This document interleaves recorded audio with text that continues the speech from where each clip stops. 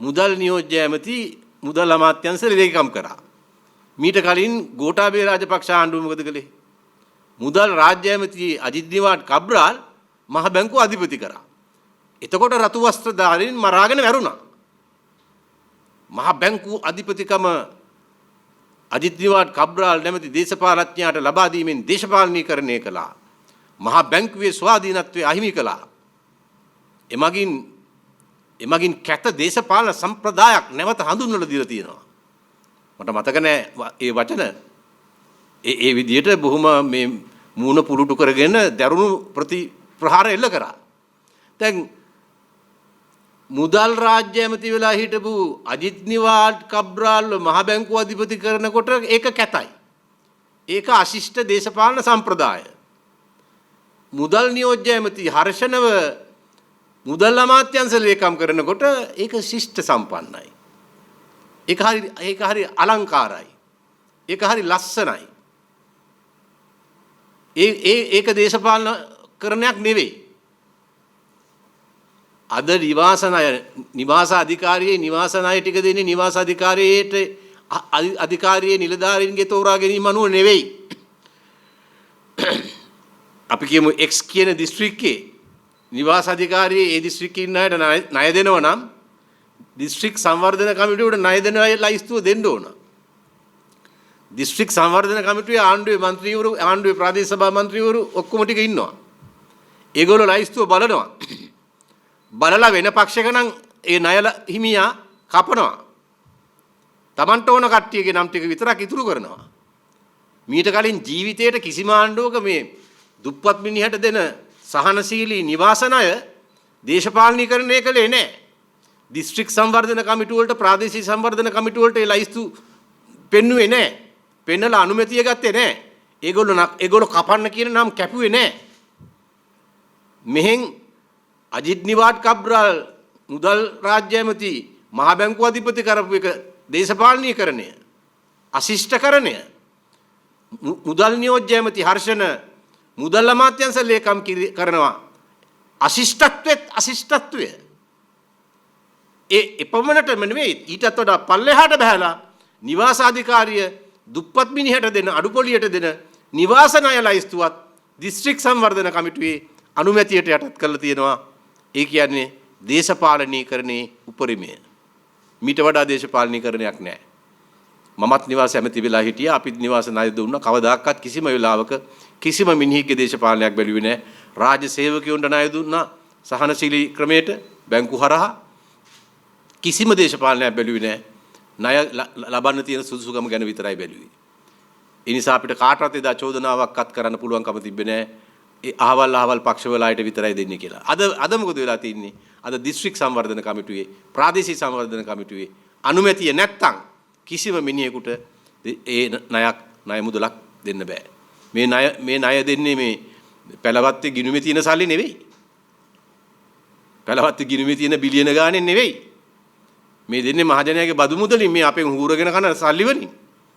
ඒක මේ රතු වස්ත්‍රධාරීන්ට තීරණය කරන්න බෑ. පක්ෂපාත අනුව එයාට දෙනවා මෙයාට දෙන්නේ නැහැ කියලා. බදු මුදල් ගෙවලා තින්නේ පක්ෂපාත අනුව නෙවෙයි. ඉතින් ඒ නිසා අද දේශපාලනීකරණය ඊටාම කැත විදියට නින්දිත විදියට සිද්ධ වෙනවා. නව දේශපාලන සංස්කෘතියක් හදනවා කියලා ආපු අය තියෙන දේශපාලන සංස්කෘතියත් මහදවල් අමුවේ කමින් ඉන්නවා. ඒකයි අපිට අවධාරණය කරන්න තියෙන්නේ. අනිත් එක තමයි ඔබ දන්නවා 15%ක විදුලි බිල දැන් වැඩි වෙලා මේ මාසයේ අන්තිමට එන විදුලි බිලට එකතු වෙනවා. දැනටමත් අපේ රටේ කර්මාන්තකරුවන් බොහෝ කර්මාන්ත පවත්වගෙන යන්නේ හුස්ම අන්තිම ඩිංග හෙළමින්. ඒ අන්තිම හුස්ම ඩිංග හෙළනකොට මේ 15% විදුලි බලය ඉහළ යාම මගින් මම හිතන්නේ දකුණු ආසියාවේ වැඩිම විදුලි බිලක් ගෙවන්න වෙලා තියෙන රට ශ්‍රී ලංකාව. මේ 15%න් ඉහළ යාම මගින් ඒ අන්තිම හුස්ම ඩිංගත් අල්ලගෙන ඉන්න බැරි තරමට. ඒ කියන්නේ දැන් ICU එකේ අර නහයට එක උපකරණ ගහලා දෙන්න තියෙන ඔක්කොම ට්‍රීට්මන්ට් දීගෙන දැන් මේ කර්මාන්ත ශාලා පවත්වගෙන යන්නේ. ඕකට 15% වැඩි වීමේ කරන්ට් එක වැදුනම ඒ කර්මාන්ත ශාලා බොහොමයක් වැහෙන එක වළක්වන්න බෑ. ව්‍යාපාර පවත්වාගෙන යන්න බැරි වෙන එක වළක්වන්න බෑ. මිනිසුන්ගේ ක්‍රය ශක්තිය මිනිසුන්ගේ මිලදී ගැනීමේ හැකියාව දවසින් දවස නැත්තටම නැති වෙන එක වළක්වන්න බෑ. එමගින් රටේ ආර්ථිකය දවසින් දවස හැකිලෙන එක වළක්වන්න බෑ. එමගින් පීඩනය ආතතිය තව තවත් වැඩි වෙන එක වළක්වන්න බෑ. අපරාධ වැඩි වෙන එක වළක්වන්න බෑ. සුළු මුදලකට මිනි මරණ තත්වයකට දැනටමත් ලක්ෂ දෙකකට මිනි මරන්නේ ඊටත් වඩා අඩු ගානකට රුපියල් 25000ට මිනි මරණ මට්ටමකට මේ රට පරිවර්තනය වෙන එක වළක්වන්න බෑ. මේගොල්ලෝ ජාත්‍යන්තර මුල්‍ය අරමුදලේට විරුද්ධව බොහොම රැඩිකල් කතා කිව්වා විරුද්ධ පක්ෂයෙන් දැද්දි රතු වස්ත්‍රධාරීන් අද රතු වස්ත්‍රධාරීන් කොළ වස්ත්‍රධාරීන්ටත් වඩා ඉදිරියට ගිහිල්ලා මේ ජාත්‍යන්තර මුල්‍ය අරමුදලේ වට්ටෝරුව අනුගමනය කරනවා. ඒ වැල්පාලමේ ඊටත් වඩා වැඩි උනන්දුවකින් ආර්ථික අර්බුදයේ නැමැති දරුවා කිහිල්ල ගහගෙන අරගෙන යනවා. ඒ අනුව අපට පේනවා මේ 15% විදුලි බිල වැඩි කිරීම මගින් අපේ රටේ ආර්ථිකයේ තවත් ඉතා විශාල කුණාටු සහගත අවධියකට මුහුණ පාන්න සිදු වෙනවා. අර්බුදයෙන් එළියට එම වෙනුවට අර්බුදයේ වැළලෙන දිශාවට ගමන් කිරීමක් මේ මගින් සිදු වෙනවා. ඒක වළක්වන්න පුළුවන් වෙයි කියලා අපි හිතන්නේ නැහැ. අනිත් එක බලන්න ආණ්ඩුවේ බදු ප්‍රතිපත්තිය. හුලන් ගමු වලනේ දැන් මේ ආණ්ඩුවේ ආර්ථිකයේ ප්‍රතිපත්ති තීරණය කරන්නේ. රතු වස්ත්‍රධාරීන් නෙවෙයිනේ. රතු වස්ත්‍රධාරීන් කරන්නේ පළවත්තට වෙලා ඉඳගෙන ඊරේ දාන්න ලයිස්තුව හදන එකනේ. ජනාධිපති උදේට කතා කරන්නේ මේ හිරේ දාන්න ඕන කරන කට්ටියට අදාළ ආයතන ටිකටනේ. ආයතන ටිකේ ප්‍රධානීන්ටනේ වෙන කාටවත් කතා කරන්නේ නැහැනේ. ඒගොල්ලෝ හිතන්නේ මේ ඔක්කොම හිරේ දැම්මම මිනිසුන්ගේ ආර්ථික ප්‍රශ්නේ විසඳෙනවා. ඕගොල්ලෝගේ පොකට් එකේ සල්ලි උතුරවන්න ගන්නවා. බඩු මිල අඩු වෙන්න ගන්නවා. ඊට පස්සේ රට අසුකිත මුකිත වෙනවා. මොකද රට අවුල්ලා තින්නේ අර කට්ටිය එළියේ ඉන්නේ හින්දා. ඒතකොට මේ කට්ටිය ඔක්කොම ඇතුළට දැම්මම එළියේ ඉන්න තමුන්නාන්සලාට බොහොම සතුටෙන් සාමයෙන් සමගියෙන් සුවෙන් ආතල්ලකින් ජීවත් වෙන්න පුළුවන්කම ලැබෙනවා. ඒක තමයි මේගොල්ලෝ දන්න ආර්ථික ශාස්ත්‍රය. මම දන්නේ මේක කවුද ඉගෙනුවේ කියලා මේ ආර්ථික ශාස්ත්‍රය. කොහොම නමුත් දැන් බලන්න සීනි වලට ගහපු ටැක්ස් එක. දේශීය වශයෙන් නිපදවන සීනි වලට ටැක්ස් එක ගැහුවා. විදේශීය වශයෙන් ආනයනය කරන සීනි වලට ටැක්ස් එක ගැහුවා. විදේශීය වශයෙන් ආනයනය කරන සීනි වල පිරිවැය අඩුයි. ටැක්ස් එක ගැහුවත් ඒවා ලංකාව ඇතුළේ එනකොට මිල අඩුයි. අපේ සීනි වල නිෂ්පාදන පිරිවැය වැඩි. ඒ ටැක්ස් එක එකතු වුණාම අර පිටින් එන සීනිත් එක්ක තරඟ කරන්න අපිට බෑ.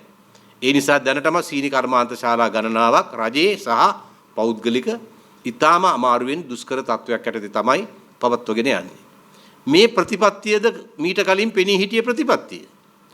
නිෂ්පාදන ප්‍රතිපත්තිය කියලා එකක් ගැන කතා කරේ නැද්ද? නිෂ්පාදන ආර්ථිකය කියලා එකක් ගැන කතා කරේ නැද්ද? දේශීය නිෂ්පාදන බල ගැන්වීම ගැන කියලා එකක් කතා කරේ නැද්ද? ඇත්ත කතාව ගත්තොත් ආර්ථික දෘෂ්ටි කෝණයෙන් බැලුවොත් මේ රතු වස්ත්‍රධාරීන්ට වඩා ප්‍රගතිශීලී ට්‍රම්ප් ලෝකෙට හොඳ නෑ එයාගේ ප්‍රතිපත්තිය. ඇමරිකාවට හොඳ වෙයි. ඇයි? ඔහු මේ විදේශ රටවලින් එනවට වැඩි බදු ගන්නවා. රට ඇතුළේ කර්මාන්ත ඇති කරන්න පොළඹවනවා. ඒ නිෂ්පාදන වලට බදු අඩු කරනවා.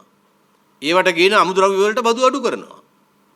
ඔහු ඉන්නේ මේඩ් ඉන් ඇමරිකා කියන සංකල්පය බල ගන්නවන්න. එහෙම බැලුවොත් මේ රතු වස්ත්‍රධාරීන්ට වඩා අධිරාජ්‍යවාදී ට්‍රම්ප් ඉන්නේ ඉස්සරහින්. ඒ ප්‍රතිපත්තිය. ඒක ලෝකේ අනිත් රටවල් වලට අහිත කරයි. ඒක හරි.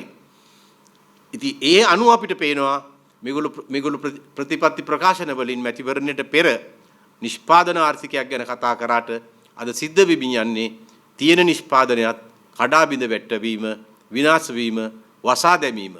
දැනටමත් කර්මාන්ත හිමියන් ව්‍යාපාරිකයන් තමන්ගේ කර්මාන්ත සුළු මුදලකට විකුණලා දාලා දීපල විකුණලා දරු පවුල් පිටින් රට හතහැරලා යන තත්වයකටපත් වෙලා තියෙනවා. ඒකත් ඒකේ වේගය අඩාල වෙලා තියෙන්නේ ගුවන් ගමන් බලපත්‍ර ලබා දෙන වේගය අඩාල වෙලා තියෙන නිසා. අනිත් එක අපි දන්නවා මේ 15% විදුලි බිල වැඩි වෙන්නේ නිකන් රටක නෙවෙයි. 15%ක් එකවර විදුලි බිලක් වැඩි වෙනවා කියන්නේ පොඩි පහේ ගාණක් නෙවෙයි. එතකොට මේ 15% විදුලි බිල වැඩි වෙන්නේ 24.5ක් දුප්පත්කමේ ගිලිලා ඉන්න රටක. ඒ කියන්නේ 4න් එකක්. ඒ වගේම 51ක් දවසකට වේල් දෙකක් කාලා සෑහීමකටපත් වෙන රටක. මේ තත් දැන් ওই 15%වත් වැඩි වුණාම මේකේ බලපෑම මේ විදුලි බිලට විතරක් අපේ ගෙදරට එන විදුලි බිලට විතරක් සීමා වෙන්නේ නැහැ. සාමාන්‍යයෙන් විදුලි බිලේ ඉහළ යාම අනෙක් හැම දෙයකටම බලපානවා. හැම නිෂ්පාදනයකටම බලපානවා. හෝටලයක හදලා දෙන කෑම එකට පවා බලපානවා. එතකොට මේ විදුලි බිලේ ඉහළ යාම ඒ විදිහට බලපානකොට මේ 24.4 දශම ගාන දුප්පත්කමේ ඉන්න 4න් 1 මේක 4න් 1ට වඩා වැඩි වෙනවා. දවසකට වේල් දෙකක් කන 51 එක වේලක් කන 51ක් බවට පත් වෙනවා. මෙතෙන්ට මේ රට ඇදගෙන යන්න මේ රතු වස්ත්‍රධාරීන් බලයට ආවේ. මේකද මේ රටේ මහ ජනතාවට දීපු බලාපොරොත්තුව. මේකද මේ රටේ මහ ජනතාවට දීපු ප්‍රාර්ථනාව. ජනාධිපතිකම නෙවෙයි ඒ වෙලේ කිව්වේ අගමැතිකමයි කැබිනට් එකයි අපට දුන්නොත් මාස 6න් මේ රට හදලා පෙන්නනවා කිව්වා. දැන් මොකද්ද මේ හදලා තියෙන රට? දිනපතා ඝාතන සිදුවෙන, බඩගින්න දවසින් දවස වපුරන, දුප්පතුන්ගේ සංඛ්‍යාව දවසින් දවස වැඩි කරන, දෙවේල එක වේලට බස්සන, සමාජමය අතින් හැම අතින්ම සෝදාපාලුවට ලක් වෙන, අධ්‍යාපන ප්‍රතිසංස්කරණ කියලා LGBTQ ප්‍රවර්ධනය සඳහා හරිනිලා පෙළපොත් අලුතෙන් නිර්මාණය කරමින් ඉන්න, රට සංස්කෘතිකමය වශයෙන් වඳ බහැපු තත්වයකට පත් කරන්න හදන මේ විදිහේ ඉරණමකට මේ රට ඇදගෙන යන්නද මේ අයට බලය දුන්නේ. මේක තව කොයිතරම් දුරක් මේ රටේ මහා සංඝරුවන ඇතුළු දෑහිතවාදී ජනතා බලවේග ඉවසනවද? ඒට තවදුරටත් ඉවසා ඉඩදී බලා සිටීමෙන් අත්වෙන අහිතකර ප්‍රතිඵලයේ වැඩි වෙනවයි මිසක් අඩු වෙනවද? ඒක වළක්වාලීම සඳහා ගත යුතු පියවර ගැනීම සඳහා අපි එක විදියට හිතන නව ලිබරල් වාදී ආර්ථික ප්‍රතිපත්තියෙන් මේ රට ගොඩ ගන්න බෑ. මේ අනුගමනය කරන්නේ නව ලිබරල් වාදී ආර්ථික ප්‍රතිපත්තිය. ඒකේ පරමාර්ථයම තමයි රාජ්‍ය ක්ෂය කිරීම. රාජ්‍යයක් නැති පොළොවක් නිර්මාණය කිරීම. මිනිසුන්ගේ සාමූහික විඥානයන් නැති භංග කිරීම. නව ලිබරල් වාදය කියන්නේ අද ලෝකයේ අසාර්ථකම වෙච්ච ආර්ථික මොඩලයක්. අද ඇමරිකාවේ ට්‍රම්ප් ජනාධිපතිවරයාත් එක්තරා දුරකට ওই නව ලිබරල් වාදී ප්‍රතිපත්ති සමග තමයි ගැටෙමින් ඉන්නේ. ට්‍රම්ප්ටත් ගැටෙන්න සිද්ධ වෙලා තියෙන නව ලිබරල් වාදී ප්‍රතිපත්තිය ආණ්ඩුවත් කරේ තියාගෙන යනවා, විරුද්ධ පක්ෂයත් කරේ තියාගෙන යනවා. විරුද්ධ පක්ෂයේ බලයට එන්නම් කියලා හිතාගෙන ඉන්න අයත් ඒ ප්‍රතිපත්තියම කරේ තියාගෙන යනවා. දැන් සමහරු ආණ්ඩුවට කරන විවේචනය තමයි ඔය අපේ ප්‍රතිපත්තිය. අපි ආවම කරන්න ඉන්න හිටිය ප්‍රතිපත්තිය. ඕගොල්ලෝ එන්න කලින් කිව්වේ ওই ප්‍රතිපත්තිය නෙවෙයි වෙනත් කතාවක්. ඉතින් ඒ කතාව නෙවෙයි දැන් ඕගොල්ලෝ කරන්නේ මේ අපි කරන්න හිටපු එක. දැන් විවේචනේ තියෙන්නේ තමන් කරන්න හිටපු තමන්ගේ ප්‍රතිපත්තිය රතු වස්ත්‍රධාරියා කරනවා. ඉතින් ඒ කියන්නේ දෙකම එකයිනේ. එතකොට මෙහෙම දෙගොල්ලෝ එයාගෙන් මෙයාට මෙයාගෙන් එයාට බලය මාරු කරාට එක හා සමාන ආර්ථික ප්‍රතිපත්තිය මත නම් දෙගොල්ලොම රැඳිලා ඉන්නේ. දෙගොල්ලොන්ගේම පාර එක නම් ඒ පාරේ කොළ වස්ත්‍රධාරියා ගියත් එකයි රතු වස්ත්‍රධාරියා ගියත් එකයි. ප්‍රතිඵලය එකයි. ඒ නිසා අපි කියන්නේ පාර වෙනස් කරන්න ඕන. පාර වෙනස් කරන්න ධෛර්යය තියෙන සියලු දේශපාලන බලවේග දැන්වත් එකතු වෙන්න ඕන. එක මුතුව මේකට මුහුණ දෙන්න ඕන. හැබැයි අර පාරේ යන්න නෙවෙයි. ඒ පාරේ ගිහිල්ලා මේ රට ගොඩ ගන්න බෑ. වැටිච්ච රට එතනින් ගොඩ ගන්න බෑ. රටට ඇත්ත කියලා මේකනේ බොරු කියලා බලය ගන්න පුළුවන්. පවත්වගෙන යන්න බෑ. දැන් ඕනේ ඇත්ත කියලා බලය ගමු. ඇත්ත කියලා බලය ගමු. ඒ කියපු ඇත්ත අනුව වැඩ කරමු. ඒ කියපු ඇත්ත අනුව ජයග්‍රහණ දිනා දෙමු. ඒ කියපු ඇත්ත අනුව ඉලක්ක වලට ගමන් කරමු. අන්න එහෙම අව්‍යාජ දේශපාලන සමගියක්, දේශපාලන එකමුතුවක්, දේශපාලන සමාජීය එකමුතුවක්, එක්සත් භාවයක් අද අවශ්‍ය වෙලා තියෙනවා ඓතිහාසිකව.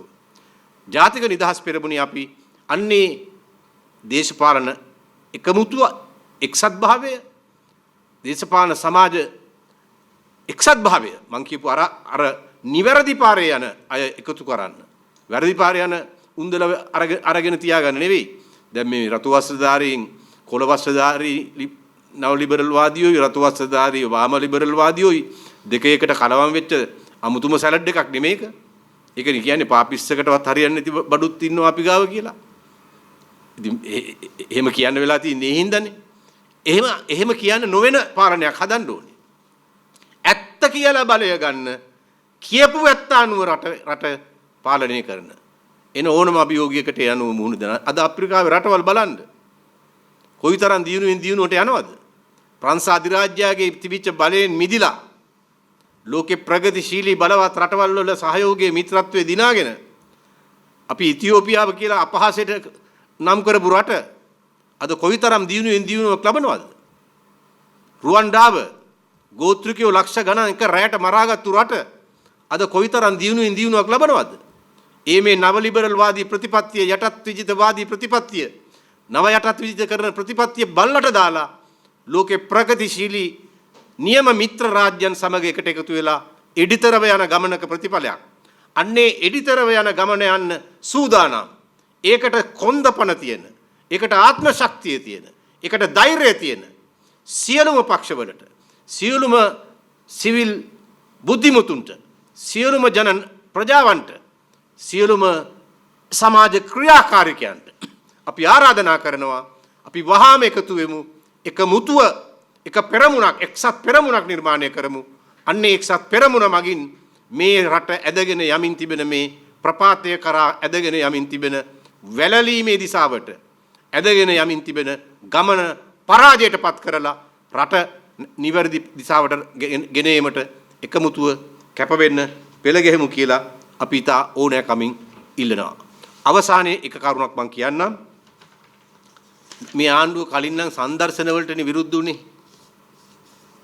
ඒ කාලේ දැයට කිරුල තියෙනකොට මහින්ද රාජපක්ෂගේ සංදර්ශන කියලා තමයි ඕවට අපහාස කරේ. හැබැයි ඉතින් දැයට කිරුලෙන් මොනවා වුණත් ගමට සල්ලි ටිකක් ගියා. ගමේ සංවර්ධනයක් වුණා, වැඩක් වුණා. මේ ඇත්ත කතාව ගත්තොත් රජයේනේ ලොකුම ආයෝජකයා. රජයේ මුදල් පහලට ගලාගෙන යන්නේ නැත්නම් රටේ මිනිස්සු අතේ සල්ලි නැහැ. සල්ලි නැති වුණාම වියදම් නැහැ. වියදම් නැති වුණාම මේ විකිරෙන්නේ නැහැ. විකිරෙන්නේ නැති වුණාම ව්‍යාපාර පවත්වාගෙන යන්න බෑ. එතකොට වැහෙනවා. ඔගනේ සරල කතාව. දැන් මේ සංදර්ශන වලට විරුද්ධ වෙච්ච උන්දලා මෑතක තිබ්බනේ ලස්සන සංදර්ශනයක්. ශ්‍රී ලංකන් එක ගත්තනේ බිලියන ගාණක් වියදම් කරලා අවුරුදු 13ක් පරණ ණයට ගුවන් යානයක්. ඒ ගුවන් යානය අපිට පෙන්වන්න අපි ලංකාවේ මිනිස්සු ගුවන් යාන දැකලා නැහැ. මේ අමමුත්ත කාර්යවත් දැකලා නැති හින්දා මේ අපිට ඒක පෙන්වන්න මේ පේන දුරින් පේන දුරින් ගුවන් යානය රට පුරා සැරිසැරුවා. ණයට ගත්තු ගුවන් යානයක්. අඩු ගානේ මේ මුදල් සම්පූර්ණයෙන් ගෙවලා ගත්තු ගුවන් යානයක් නම් කමකුත් නැහැ. මේ ණයට ගත්තු ගුවන් යානේ දැන් ප්‍රදර්ශනය කරා අපිට. මට මතක් වෙනවා මේ වෙලාවේ අර එක ඕදනක් තිබුණා. ඒ ඕදන ඒ ගුවන් යානයත් එක්ක ගලපලා කිව්වොත් කියන්න වෙන්නේ පුත බිම නොබලන් උඩ බලපන් කියලා. අපිට ආණ්ඩුව කිව්වේ පුත බිම නොබලන් උඩ බලපන්. උඩ යනවා ගුවන් යානේ බඩ පුරව ගනින්. ඕක තමයි ආණ්ඩුවේ පාඩේ වෙලා තියෙන්නේ.